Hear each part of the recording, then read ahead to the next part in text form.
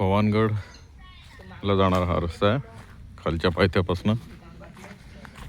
आजूबाजूला अशी झाडी आणि हा एक सोप्या चढणीचा रस्ता आहे.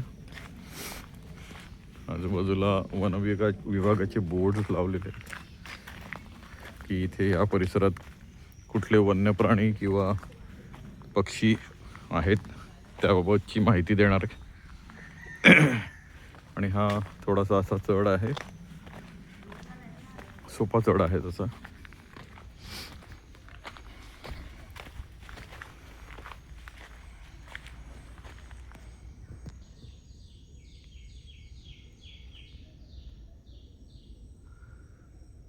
पक्ष्यांचे आवाज, सकाळचं त्यांचं कूजन असं मधून ऐकू येते.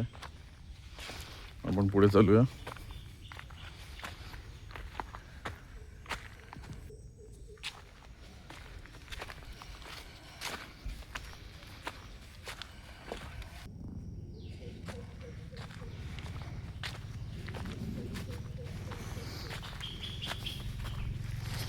तसे गाड्या इथपर्यंत येतात, घेऊन येऊ शकतो.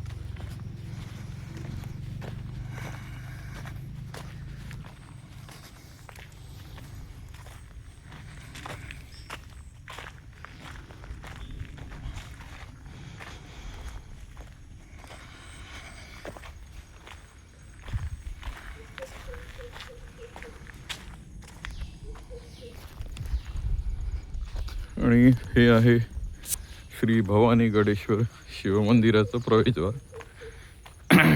उजवीकडे शिवमंदिर लागतं, हे प्राचीन शिवमंदिर आहे. आणि मग पुढे गडाचा परिसर आहे.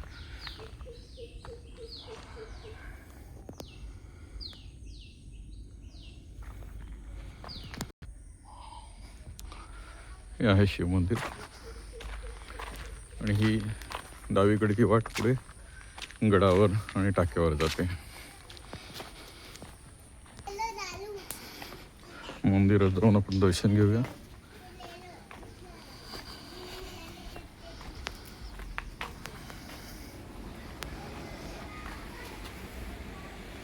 देवीचं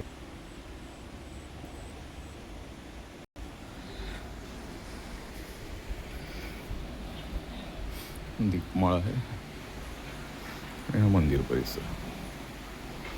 साईबाबांची मूर्ती, गजानन महाराज, मंदिरासमोरील नंदी,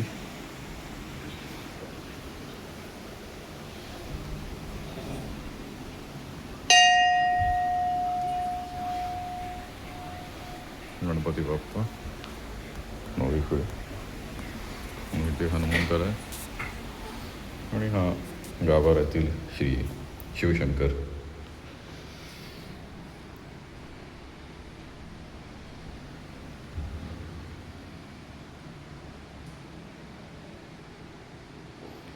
शंभो हर हर महादेव. ते उजवीकडे कार्तिक स्वामींचं मंदिर आहे, पण ते त्रिपुरारी पौर्णिमेला फक्त त्याचे दरवाजे खोलले जातात, इतर वेळेला ते बंद असते. तसा हा श्री शिवशंकर मंदिराचा परिसर.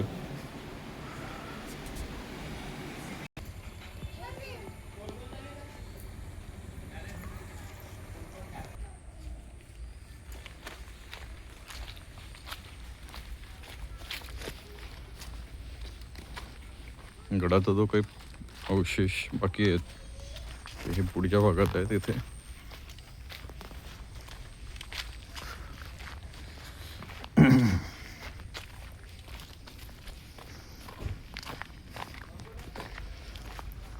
पायवाट आहे.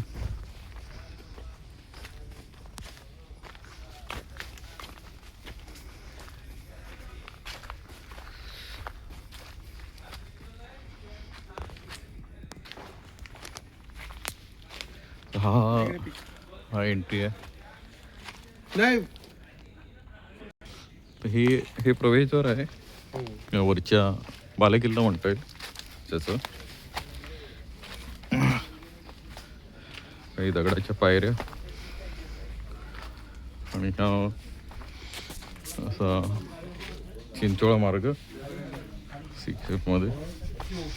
इथे काही मंडळी आलेली आहेत बाजूच्याच गावातले माकुंडसर केव्हा या परिसरातले आणि सह्याद्री मित्र परिवाराची सर्व मंडळी आहे. आणि दरवर्षी गडाला सुशोभीकरण, स्वच्छता थोडीफार आणि मग गडदेवतेचं पूजन, छत्रपती शिवाजी महाराजांना अभिवादन करून हा दसरा आपल्या दारी तर का नाही गडावरी अशा संकल्पनेतनं हा बाल चमू सगळे आहेत त्यांच्यासोबत साजरा केला जातो. हे सुशोभीकरण आणि साफसफाई चालू आहे. जय शिवराय. नमस्कार. नमस्कार. नमस्कार. हा बोलतो मला आनंद बोलतो तुला फसवते तो. हा पुढे ही वाट अशी पुढे जाते.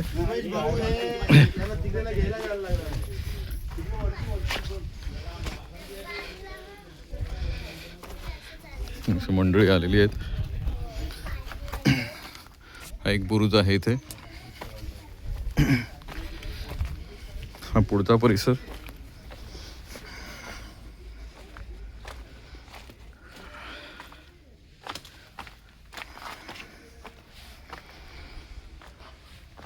आणि इथे ही पाण्याची टाकी आहे किंवा जलभुयार असंही म्हटलं जातं.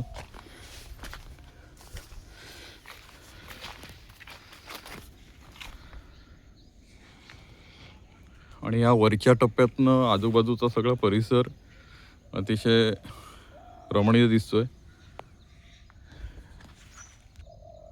हा पहा, हा इकडनं क्लिअर होतं. हा आंबोडे गाव, नंतर पलीकडे माकुंडसर परिसर, माकुंडसर खाडी, केळव्याचा परिसर, दांडा हा असा. आणि त्या पलीकडे दातिरी कोरे हा भाग, हा पंचक्रोशीतला हा भाग या गडावरनं फार सुंदर दिसतोय. मुळात हा टेहळणी बुरुज होता आणि कालानुरूप म्हणजे पोर्तुगीजांचा पहिला कब्जा, त्यानंतर मग चिमाजी अप्पांनी हा काबीज करून घेतला. मुख्य ठाणं होतं इकडचं. हा असा एकंदरीत त्याचा त्रोटक इतिहास आहे. अभ्यासूनी अधिक माहिती घ्यावी. आंतरजाळावर खूपच माहिती उपलब्ध आहे. काही पुस्तकंही आहेत. नेताजी पाटील सरांनी एक सुंदर ह्याच्याबाबत एक छोटी पुस्तकं केलेली आहे आणि त्यामध्ये अतिशय सविस्तर असं वर्णन केलेलं आहे भवानगडाचं. हा एक सुंदर असा निसर्गरम्य गड, छोटा गड आहे.